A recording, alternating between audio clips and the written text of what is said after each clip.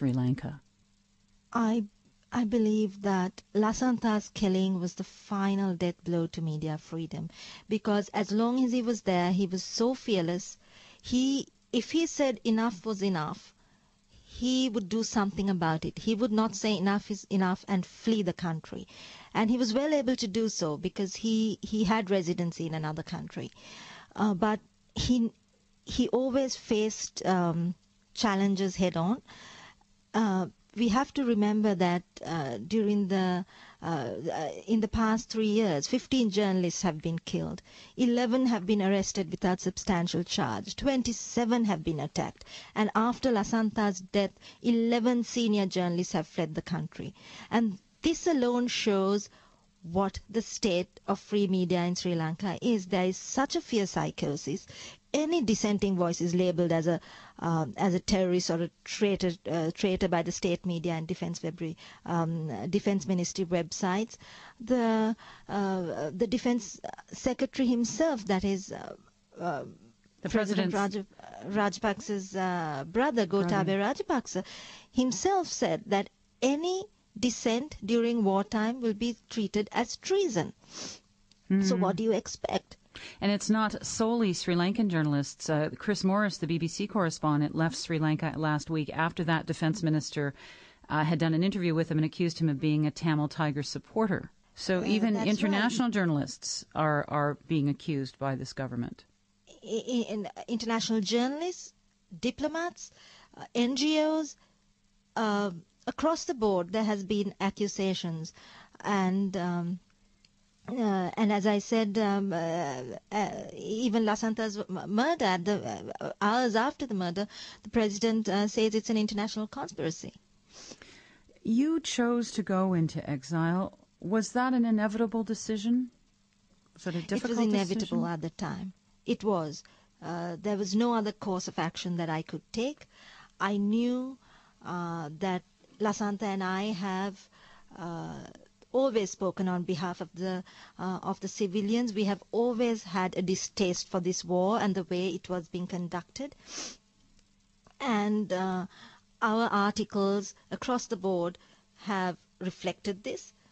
And that was our life work. And it will continue to be mine.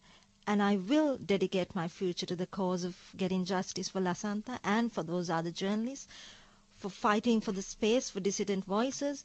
And it is something that I cannot, it's impossible to do in an atmosphere that is as poisonous and as and with such a culture of impunity present in our country right now.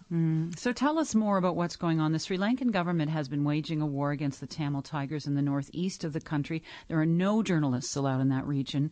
What are your sources telling you about what is going on there? Already, I mean, it's of public record that on Monday, 16 patients at a makeshift hospital were killed when it was hit by shells. So thousands of civilians are caught in the war, and we hear this also from our sources on the ground. As they escape the fighting, many have no water for days. I'm hearing that also. The UN has called for a ceasefire, but obviously there is no ceasefire fire in sight. Earlier, a hospital of more than 300 injured Tamils was bombed, resulting in the deaths of about 50 Tamil civilians. In course, the government would feel that they would have relatives or friends in the LTTE, so they could become informants, or they themselves are suspects. I would think so. Only from what I hear from my sources last night, only the elderly and the mentally disabled are being allowed out of these camps, so they have become like prisons themselves.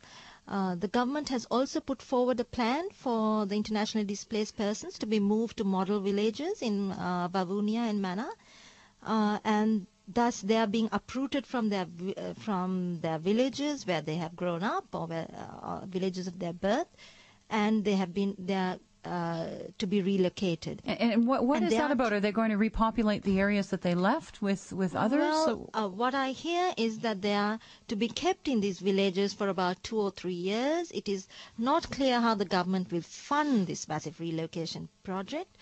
And one must realize that Vavuniya is an area where there are multiple military actors now in operation. Vavuniya has become a center for various armed groups.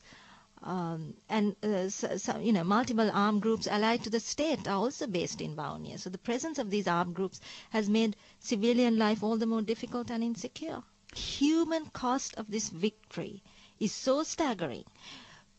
I think the country has wounded a section of our population to such a degree that and those scars are eternal.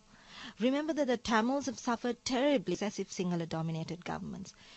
For the media, fighting for space, for dissident voices, as I said before, and having lost Lasantha, it is all I can do. It is all I'm compelled to do. Thank you for speaking with me today. Thank you. Sonali Samarasinghe Wickramatunga is a prominent Sri Lankan journalist. She is now in hiding in exile. Well, that's all we have for this podcast. You can listen to